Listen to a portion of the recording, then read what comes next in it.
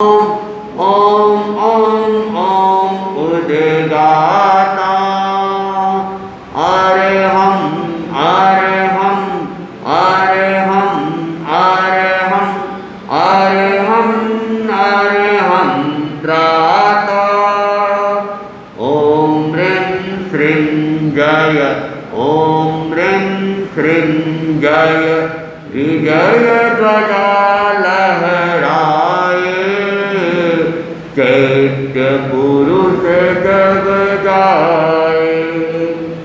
ओम जय भिक्षु भिक्षु जय ओम ओम ह्रीं श्रीं ह्रीं श्रीं ह्रीं श्रीं विघ्न शमन ओम व्याधि शमन ओम क्लीं क्लीं क्लीं क्लीं क्लीं क्लीं नाम मंत्र तव व्रण संरोहण सतत अमृत बरसाए चैत्य पुरुष जग जाए। मिटे विषमता तन की मन की अनुभव की चिंतन की पल पल पग पग मिले सफलता तन्मयता चेतन की नाम मंत्र तव भय हर विष हर सांग सिंधु गहराए चैत्य पुरुष जग जाए।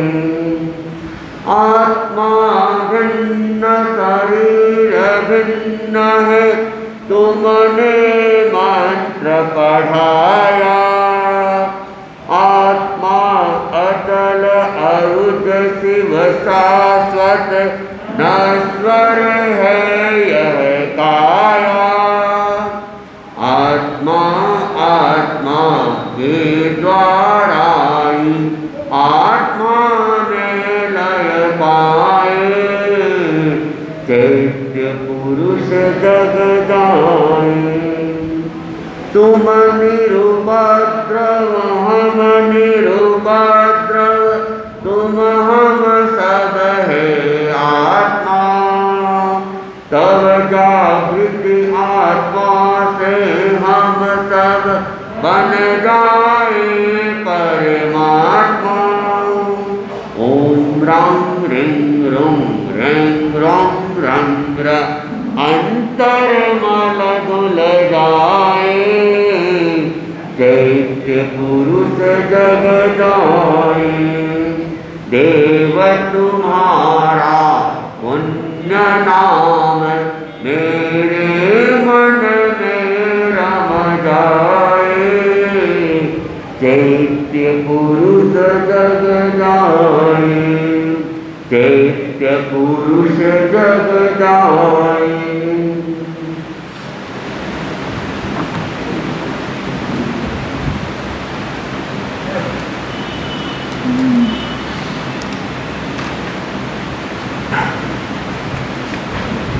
राजा प्रदेशी और केसी स्वामी की चर्चा चल रही है और केसी स्वामी जो कुछ कह रहे हैं राजा प्रदेशी उनकी हर बात को पी रहा है फिर भी प्रश्नों की श्रृंखला पूरी नहीं हो रही है भावना पूरी नहीं हो रही है और ये संकल्प बराबर बना हुआ है कि केसी स्वामी जो कुछ भी कह रहे हैं उसे स्वीकार करने के बाद भी वह कह रहा है कि आप मुझे जीव को हथेली में लेके दिखा दो हस्तामलक पर जैसे हाथ के अंदर आंवले को सामने देखा जा सकता है वैसे ही वह केसी स्वामी तो कह रहा है कि आप मुझे हाथों में जीव को लेके दिखा लो फिर कोई प्रश्न नहीं है, फिर कोई शंका नहीं है। मैं सहज में स्वीकार कर लूंगा कि जीव अलग है, शरीर अलग है। परदेशी कह रहा है कि श्री स्वामी को आप मेरी भावना पूरी कर लें। राजा परदेशी ने एक जटिल समस्या रख ली, लेकिन केसी स्वामी के लिए वह कोई समस्या नहीं थी, क्योंकि वे समस्या को पकड़ना जानते थे। वह सहजता से समाधान देना जानते थे। जहाँ समाधान देना मुश्किल हो वहाँ समस्या हो सकती है।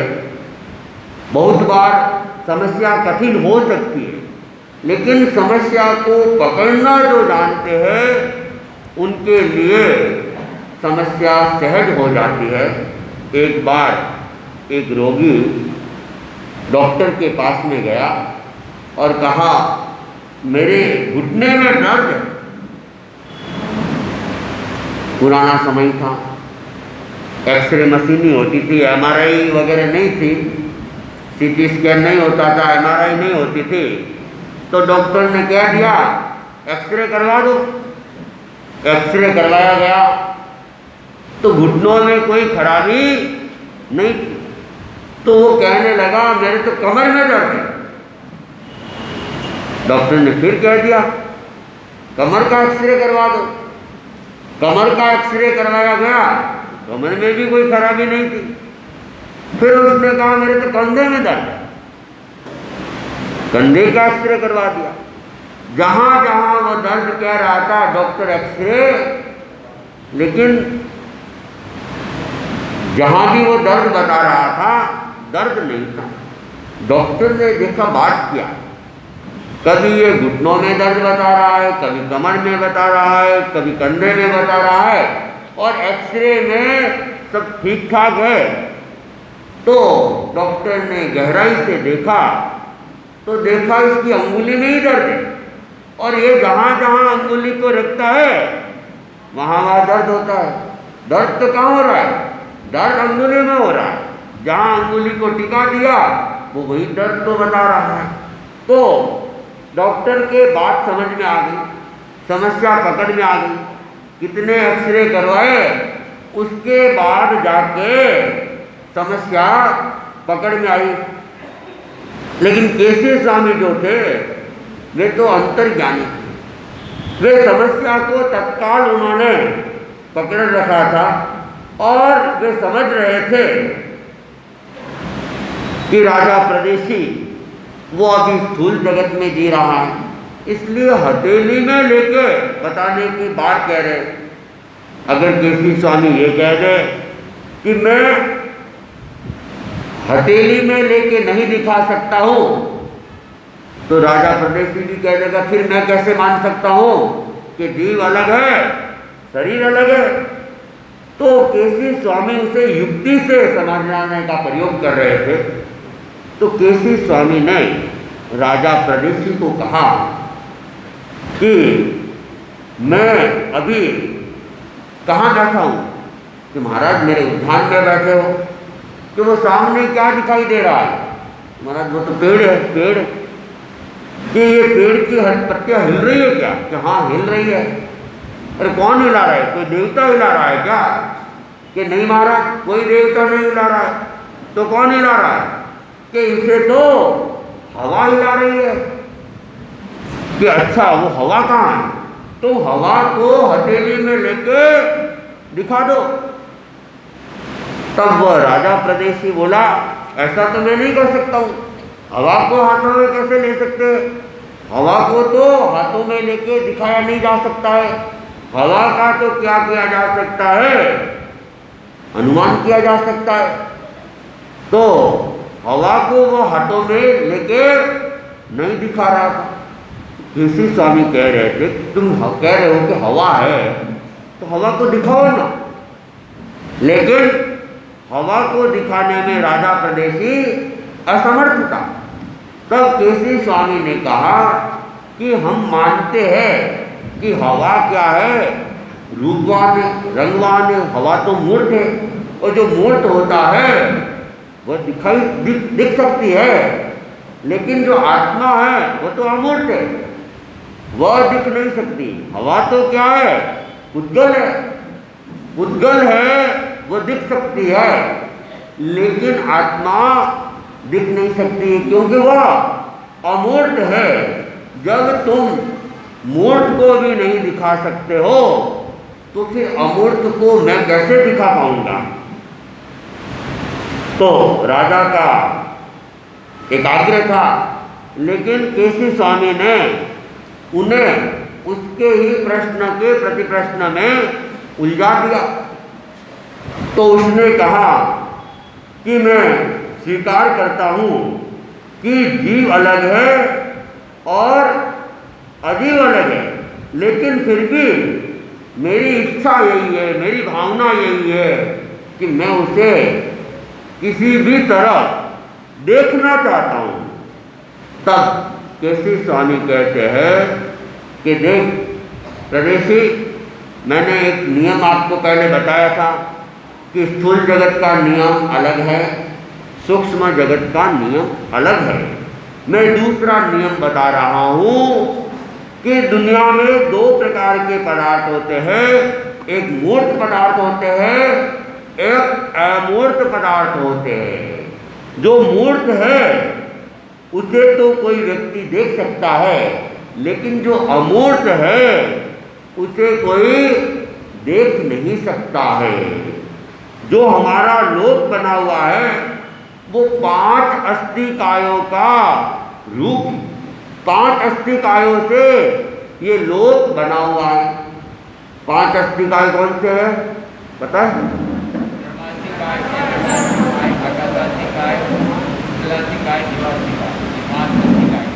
काल कहाँ गया? हाँ, काल अस्थिकाय नहीं है। अस्थिकाय 5 ही है, धर्मास्थिकाय, अधर्मास्थिकाय, आकाशास्थिकाय, उद्गलास्थिकाय और जीवास्थिकाय। और द्रव्य की बात आती है तो 6 द्रव्य हो जाते हैं, काल भी एक द्रव्य हो जाता है, लेकिन काल को अस्थिकाय में नहीं लिया गया है, क्योंकि काल के जो उद्गल है वे इकट्ठे नहीं होते, वर्तमान काल ही रहता है। 2 समय एक साथ नहीं हो सकते हैं, एक समय बीतता है, नया समय चालू हो जाता है। तो जहाँ प्रदेशों का समूह होता है वहीं अस्थिकाय हो सकता है।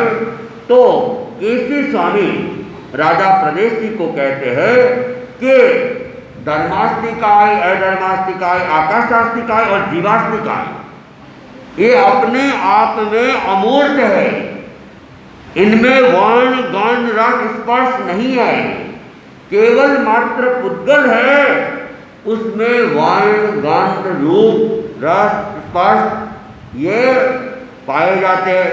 और जिसमें वर्ण गंध रस स्पर्श है वही अपने आप में पुद्गल है, मूर्त है, रूपी है और दिखाई देने वाला तत्व है। भौतिक जगत में हमें जो कुछ भी दिख रहा है वह सब क्या है? पुद्गल ही है। तो जो जीव है वह अपने आप में दिखाई नहीं देता है। इसलिए तुम दोनों सिद्धांतों के ऊपर चिंतन करो कि सूक्ष्म जगत का नियम अलग है, स्थूल जगत का नियम अलग है, और मूर्त दिखाई देता है, अमूर्त कभी दिखाई नहीं देता है। तो जब तक तुम इसके ऊपर चिंतन नहीं करोगे तब तक सही समझ नहीं आ सकती है। समस्या को समझना है तो सही ढंग से समाधान करना होगा। समाधान तब होगा कि हम बात को अच्छी तरह से समझें। बात को अगर ठीक ढंग से नहीं समझा जाता है तो फिर क्या है? बताने वाला कुछ बताता है और समझने वाला कुछ समझ लेता है। एक शिक्षक इतिहास पढ़ा रहा था और वह कभी मध्य युग की बात बता रहता था, कभी आसन्न युग की बात बता रहता था, एक बार वह समकालीन युग की बात बता रहा था। और वो कह रहा था कि झांसी की महारानी बहुत जबरदस्त थी और उसने जीवन भर अंग्रेजों से लोहा लिया। एक विद्यार्थी खड़ा हो गया कि सर आप पहले ये बताओ कि क्या अंग्रेज लोग यहाँ लोहे का व्यापार करते थे क्या, कि उसने जीवन भर उससे लोहा लिया। तो शिक्षक कुछ और बताना चाह रहा था, विद्यार्थी कुछ और ही समझ रहा था। आचार्य भिक्षु ने भी अपने एक पद्य में लिखा है, कहे किसु ने समझे किसु, कि कहा कुछ जा रहा है और समझा कुछ ही जा रहा है। और एक पद्य में भी कहा गया है कि चरण नयन और नासिका सबके एक थोर, कहना सुनना समझना चतुरन का कुछ और, कि जितने भी आदमी हैं उनके आँख कान नाक यथास्थान पर है। समझदार व्यक्ति के कान कहीं अलग हो, नाक कहीं अलग हो, आँख कहीं अलग हो, ऐसा नहीं है। और नासमझ व्यक्ति है उसके ये अंग कहीं अलग हो, ऐसा भी नहीं है। सब मनुष्य के आँख कान नाक एक ही स्थान पर है, लेकिन फिर भी सबकी समझ अलग अलग होती है। कौन किस हद तक समझता है ये व्यक्ति पर निर्भर करता है। तो केसी स्वामी कह रहे हैं कि प्रदेशी तुम इन सिद्धांतों को ठीक से समझने का प्रयास करो, प्रयत्न करो। ये चार अस्तिकाएं अपने आप में अमूर्त है, इन्हें हम इन आँखों से देख नहीं सकते हैं। मकान को देख सकते हैं, माइक को देख सकते हैं, पट्टे को देख सकते हैं, और कोई रंग है तो उसे देखा जा सकता है, किसी और पदार्थ को देखा जा सकता है, लेकिन जीव जो अमूर्त है उसे देखना आसान नहीं है। हम जो कुछ भी देख रहे हैं वह अपने आप में भौतिक जगत के जो पदार्थ है, पुद्गल है, उसे ही देख रहे हैं, जीव को नहीं देख रहे। तो वैसे देखा जाए तो प्रदेशी नास्तिक है तो कोई बड़ी बात नहीं है, कोई आश्चर्य वाली बात नहीं है, क्योंकि अपने आप में जो कुछ हम देख रहे हैं पुद्गलों को ही देख रहे हैं। पुद्गल के अलावा हम कुछ भी देख ही नहीं रहे हैं, तो जो देख नहीं रहे उसे मानना बड़ा कठिन होता है। और कोई व्यक्ति उसे न माने तो आश्चर्य नहीं है, क्योंकि कभी देखा ही नहीं, उसे कैसे स्वीकार करे। तो प्रदेशी भी आत्मा को स्वीकार नहीं कर पा रहा था, क्योंकि उसे देख नहीं पा रहा था। और केसी स्वामी उन्हें दृष्टांतों के माध्यम से समझा रहे थे, और जैसे जैसे वे दृष्टांत देते और राजा प्रदेशी नया प्रश्न खड़ा कर देते, नई बात खड़ा कर देते कि ऐसा नहीं तो ऐसा कैसे हो सकता है। फिर उसने एक प्रश्न खड़ा कर दिया कि महाराज आप कह रहे हो कि आत्मा सब समान है, तो जब आत्मा सब समान है तो जो कुछ भी दिख रही है, चींटियाँ दिख रही है तो सब चींटियाँ ही चींटियाँ होने चाहिए, कोई कुंथू दिख रहे हैं तो कुंथू ही कुंथू होने चाहिए, हाथी दिख रहे हैं तो हाथी ही हाथी होनी चाहिए, या आदमी दिख रहे हैं तो आदमी होना चाहिए। जब आत्मा समान है तो उनका ये शरीर अलग अलग क्यों, शरीर का आकार अलग अलग क्यों। और जब हाथी की आत्मा है तो वो फिर एक छोटी सी कीड़ी में कैसे समा जाएगी, और जो छोटी सी कीड़ी में आत्मा है वह फिर इतनी बड़े विशाल हाथी में कैसे आ जाएगी। एक नया प्रश्न उसने राजा प्रदेशी ने केसी स्वामी के सामने खड़ा कर लिया।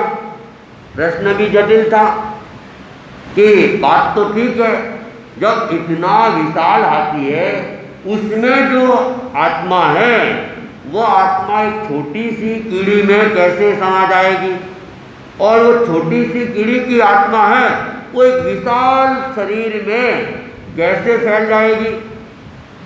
अब राजा प्रदेशी के सामने उसने एक प्रश्न पूछ लिया। प्रश्न गंभीर था, प्रश्नकर्ता भी सोचता है कि मेरा प्रश्न बड़ा गंभीर है और इसका समाधान देना इतना कठिन नहीं होता है। कई बार प्रश्नकर्ताओं को अहंकार हो जाता है कि मैंने जो प्रश्न पूछा है इसका आसान उत्तर नहीं है और इसका उत्तर हर कोई दे पाए ये संभव भी नहीं है। तो प्रदेशी ने भी प्रश्न रख दिया और कहा, महाराज मेरा प्रश्न बड़ा जटिल है, आप थोड़ा गहराई से चिंतन करें कि एक छोटी सी कीड़ी का जीव बड़े हाथी में कैसे समाएगा, कैसे फैल जाएगा और बड़े हाथी का जीव फिर इतना कैसे छोटा हो जाएगा कि एक छोटी सी कीड़ी में और कीड़ी से भी जो छोटे छोटे जीव दिखाई देते हैं उसमें कैसे वो आत्मा संकुचित हो सकती है। ये बात कुछ समझने जैसी नहीं है। आप गहराई से चिंतन करें कि आत्मा अगर अलग तत्व है तो फिर वह किस तरह फैल जाती है, किस तरह संकुचित हो जाती है। राजा प्रदेशी ने केसी स्वामी के सामने प्रश्न कर लिया। केसी स्वामी क्या थे? समझदार थे, अंतर्ज्ञानी थे। उनके लिए वैसा देखा जाए तो कठिन बात नहीं थी, कठिन समस्या नहीं थी।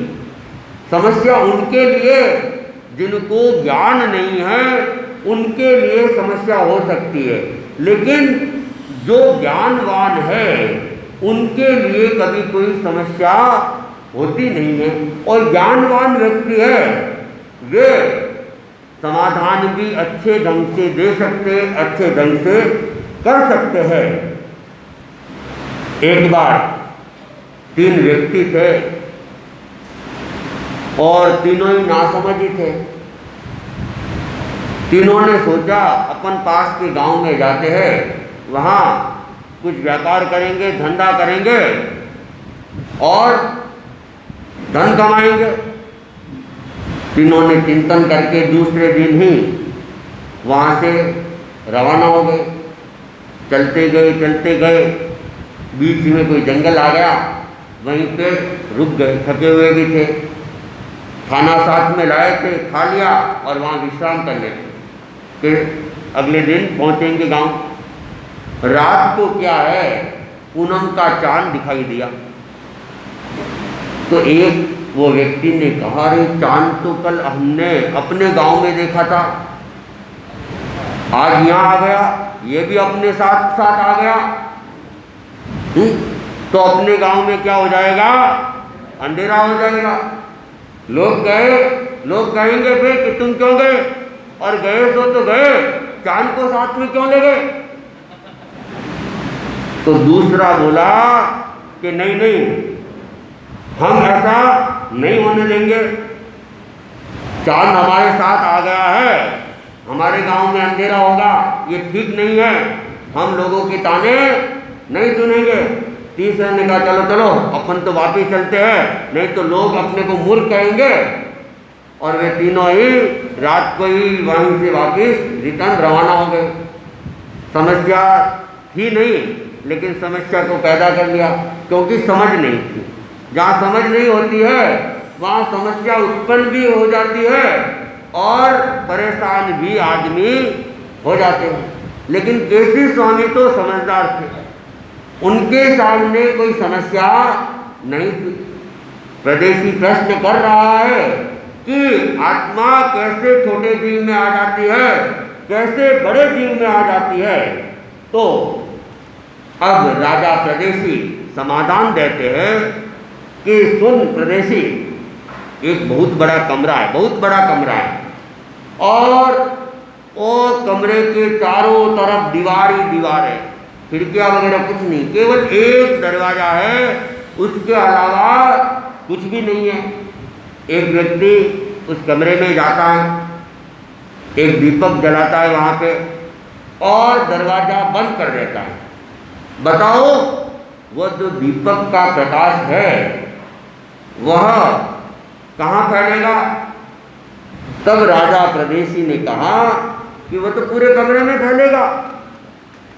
दीपक का प्रकाश वो पूरे कमरे में फैलेगा, कमरे के बाहर नहीं आएगा, क्योंकि दरवाजा बंद कर दिया गया है। तो अब वह दरवाजे के बाहर, कमरे के बाहर नहीं आएगा, कमरे में फैला हुआ रहेगा। केसी स्वामी ने फिर प्रश्न कर दिया कि कोई व्यक्ति वापस अंदर जाता है और उस दीपक के ऊपर कोई एक बड़ा बर्तन रख देता है, तो वो प्रकाश कहाँ फैलेगा? कि महाराज वो तो फिर बर्तन में फैलेगा, बर्तन के बाहर प्रकाश नहीं आएगा, कमरे में भी प्रकाश नहीं आएगा। तब केसी स्वामी ने कहा कि कोई फिर वापस जाता है और उस बड़े बर्तन को हटा के एकदम छोटा सा बर्तन उसके ऊपर रख देते हैं, तो प्रकाश कहाँ फैलेगा? कि प्रकाश तो उस छोटे बर्तन में ही रह जाएगा, वो बाहर नहीं निकलेगा। बड़े बर्तन जितनी जगह थी वहाँ भी अब नहीं रहेगा, कमरे का तो रहने का सवाल ही नहीं, और कमरे के बाहर भी वह नहीं आएगा। तब केसी स्वामी कहते हैं कि जैसे प्रकाश है, उसको जैसा स्पेस मिला, जितना स्थान मिला, उसके अंदर वह फैल गया, और स्थान छोटा मिला तो वही प्रकाश जो पूरे कमरे में फैला हुआ था एक बड़े बर्तन में समा गया, और स्थान छोटा हुआ तो वो बड़े स्थान से छोटे स्थान के अंदर भी समा गए। वैसे ही जीव को जैसा शरीर मिलता है, जीव उसके अनुरूप फैल जाता है। छोटा शरीर मिलता है, जीव संकुचित हो जाता है, और जब उसे बड़ा शरीर मिलता है तो वह उसके अनुसार फैल जाता है। जीव के असंख्य प्रदेश है, वे संकुचित भी हो सकते हैं और विस्तार भी पा सकते हैं। तो हमारा जो ये लोक है, इस लोक के अंदर धर्मास्तिकाय, अधर्मास्तिकाय और आकाशास्तिकाय, ये क्या होते हैं? संकुचित होते हैं। धर्मास्तिकाय, अधर्मास्तिकाय और आकाशास्तिकाय ये संकुचित नहीं होते, ये तो जहाँ हैं, जितने हैं, जैसे हैं वैसे ही रहेंगे। लेकिन पुद्गल और जीव ये दोनों ही संकुचित भी होते हैं, फैलते भी है। जैसे दीपक का प्रकाश था, प्रकाश तो क्या है? पुद्गल है, पुद्गल फैल गया और पुद्गल संकुचित भी हो गया। धुआं होता है, धुएं को स्पेस मिलता है, वह धुआं पूरे कमरे में भी फैल जाता है, और इकट्ठा करें स्पेस छोटा हो जाए तो वह धुआं छोटे से बर्तन में भी समा जाता है। तो पुद्गल संकुचित हो सकता है, फैल सकता है, और वैसे ही जीव भी संकुचित हो सकता है, फैल सकता है। इसलिए तुम ये मत सोचो कि छोटे से शरीर के अंदर जीव कैसे समा जाएगा, जीव बड़े शरीर के अंदर पूरा कैसे फैल जाएगा। ये चिंतन की बात नहीं है। जीव के अंदर अपने आप में ये गुण है कि वो विस्तार भी पा सकता है और संकुचित भी हो सकता है।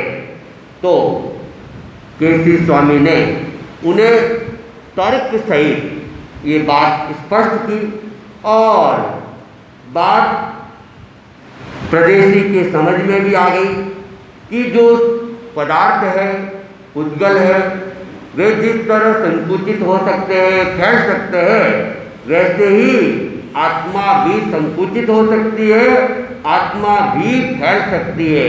उसे अगर छोटा शरीर मिलेगा तो वो छोटे शरीर में समा जाएगी, और बड़ा शरीर मिलेगा तो वह बड़े शरीर में समा जाएगी। तो अब केसी स्वामी कहते हैं कि अब तो तुम्हारे समझ में आया। उसने कहा हाँ, बात तो मेरे समझ में आ गई है कि जीव संकुचित भी हो सकता है, फैल भी सकता है। तो राजा प्रदेशी को केसी स्वामी कहते कि अब तुम्हारा क्या चिंतन है, अब तुम्हारा चिंतन क्या, अब तो तुम समझ गए हो अब तुम क्या सोच रहे हो?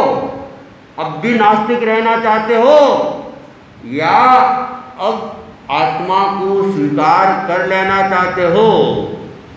तो राजा परदेसी कहते हैं चिंतन कुछ नहीं है, सोच कुछ भी नहीं है। आप अपने में और मैं अपने में, आप जैसे हो आप अपना मानो, मैं अपना मानूंगा।